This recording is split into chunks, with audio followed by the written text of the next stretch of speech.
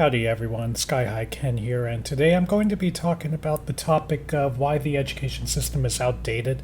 And this is just really my personal opinion, but I think we've all felt this before, that we're told by our education system, such as colleges or our high school teachers or anyone, that if you follow X, Y, and Z, then your passions will be fulfilled. And we're slowly learning that that has not been the case as of lately right now. But before I get into the video, as always, please like, comment, and subscribe, letting me know your opinion and your thoughts about this video. Anything else I can change, I would be very much happy to know about. But without ado, I will get started with the video. So I think to start off with this video, one of the first things I'd like to mention is I'm a Gen Z young adult around the age of 26, and my parents are of the boomer age, so they're in their mid-60s right now, while I'm in my mid-20s.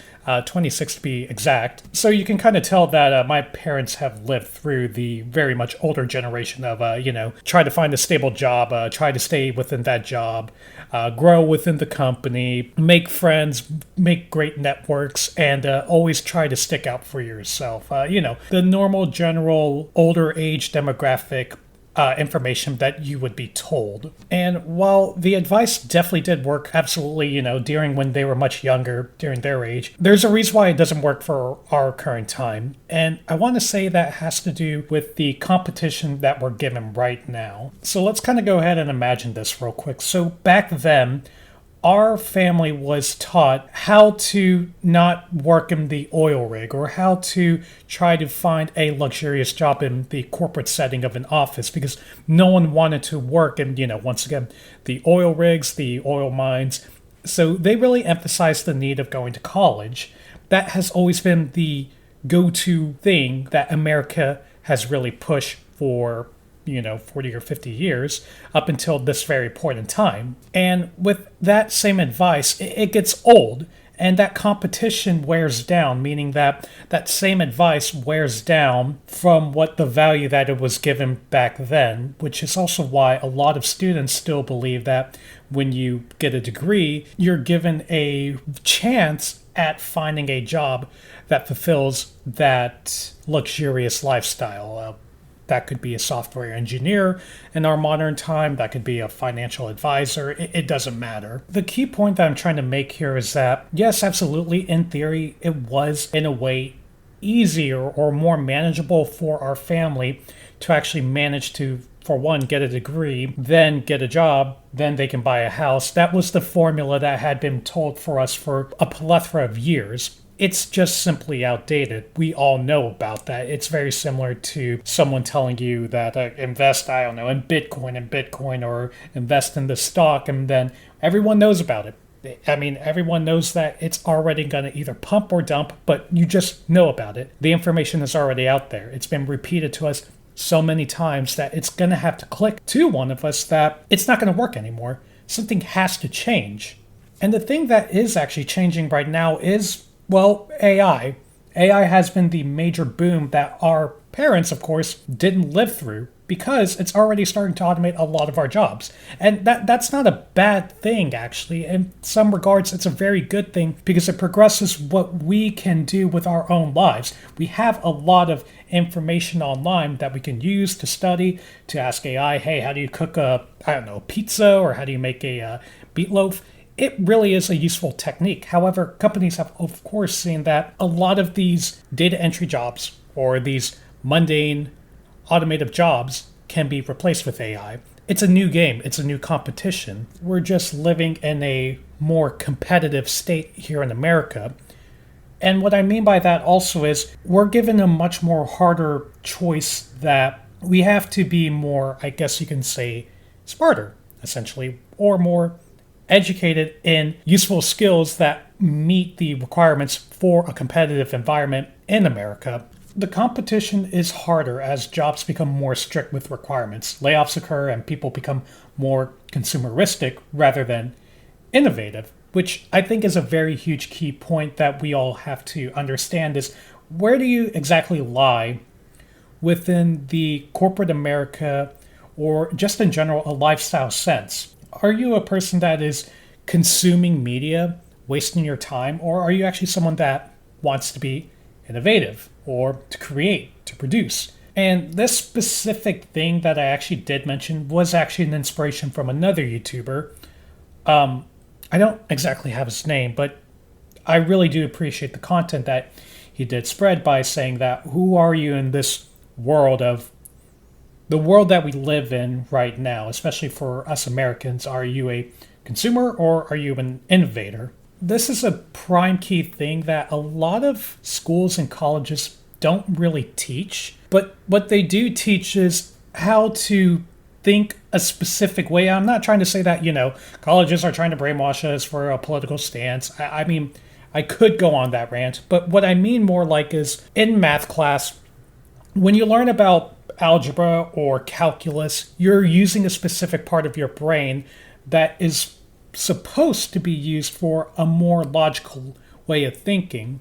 And that logical way of thinking is supposed to be seen as how do you how do you make something with the tools that you're given? How do you wire your brain to engineer, essentially? Although kids are not going to recognize that. What a kid or someone in high school is going to recognize is math sucks.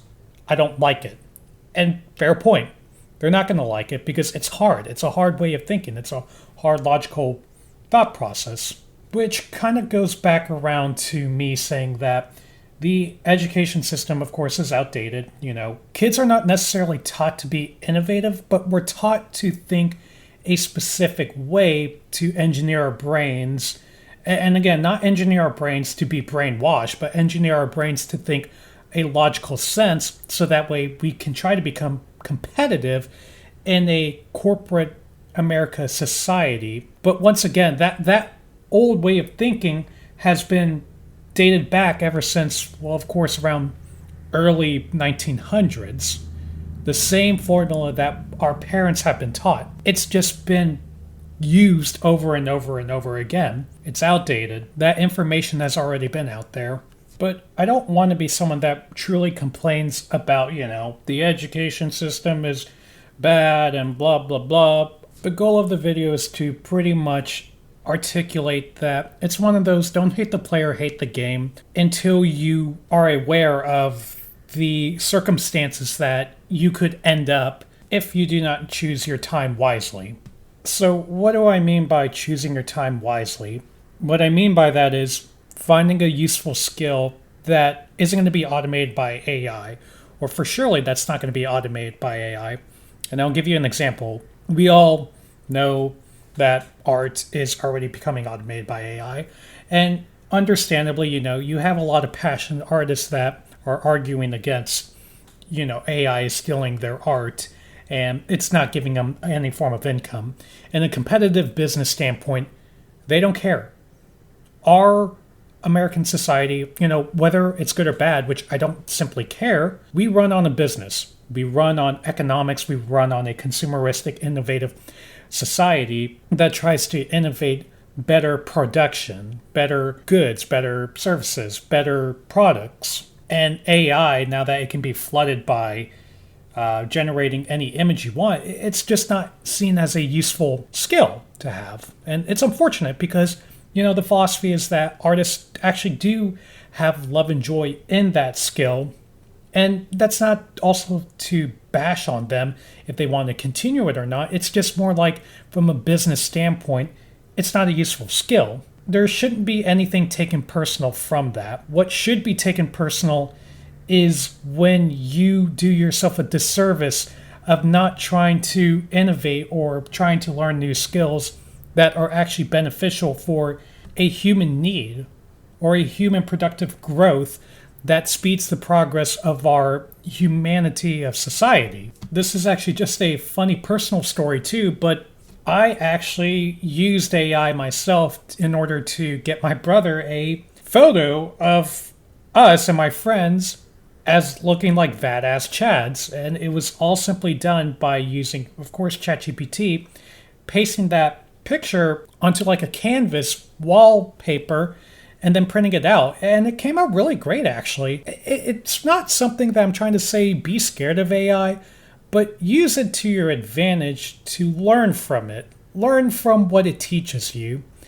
That and learn from useful skills that will actually be in demand. I'm not saying that you should give up on your passion of being an artist, but you should definitely really reconsider if you actually do want to make a livelihood out of it. Is that actually the right choice for you? Because once again, being an artist, working in a warehouse where robots are already taking over our jobs like Amazon warehouse, or even mathematicians of all things too, because you technically don't need a math teacher in order to teach you algebra. And you may think, oh, well, didn't you say in the video that you do technology? Well, yes, I do, and you're right. Technology is also one of those fields that can very much be automated by AI very soon. So, in my personal opinion, the useful skills that you should actually be learning are communication, talking to people, networking. Healthcare is also probably another good place to do it too, and I've also heard that upper level management, like managers, supervisors, and directors, are some other places that won't be automated, but that's only if you really do want to play the corporate America political game. But yeah, I mean, as I said before, the game has changed, and we just have to evolve with the everlasting competitive society that we have. Once again, it's not about, us being a victim. It really is don't hate the player, hate the game. The game has changed a lot. It was different for our family back then, and we're given something new. What happened 5 years ago is now different right now, and in 5 more years, it's going to be even more different and even tougher. Once again, I don't want to be the person that always dogs on the boomer mindset or the advice they gave us, because what I do want to tell us that we are not taken advantage of is how connected we are through our social media tools and the avenues that we can to communicate our message. And by message, I don't mean, once again, like a political message. I really do simply mean that if you learned a skill like baking, or if you learned a new tech skill, someone out there wants to know about that. And we have that available in order to post quickly and easily online through YouTube or TikTok or a blog post. We have such a quick abundance of information that's given to us that our parents were not given. And that is a huge blessing and a curse at the same time too. Of course, if that is not your avenue, then so be it. Once again, the big thing that I also mentioned earlier was you have an abundance of information that you can use in order to learn from yourself. The internet is pretty much our teacher, and AI can be our teacher too. But with the amount of abundance of information, of course, things are just going to get tougher, because as I said before, the information that we were given back then, or excuse me, the information that our parents were given back then has been repeated to us over and over again. It's now online, and we have new information that tells us that we need to learn these skills, or we need to do X, Y, and Z in order to get to X, Y, and Z. Or, for example, we need to study this new cloud computing trend in order to get these jobs. We need to learn this new baking skill in order to make this new pizza recipe. And where can you find all that? Through people on YouTube, through websites, through Reddit posts.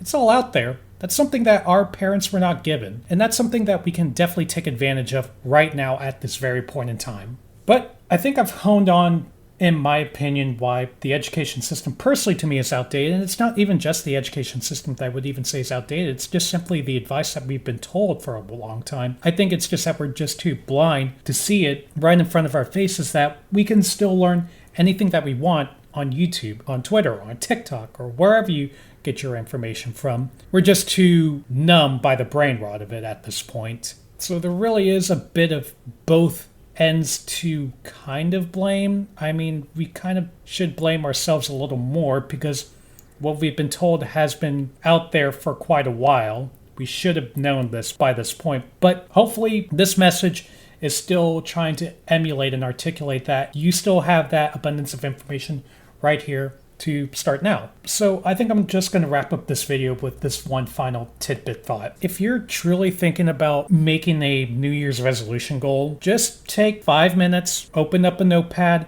and write down 5 things you want to do, 5 goals that you want to learn, or 5 skills that you want to learn.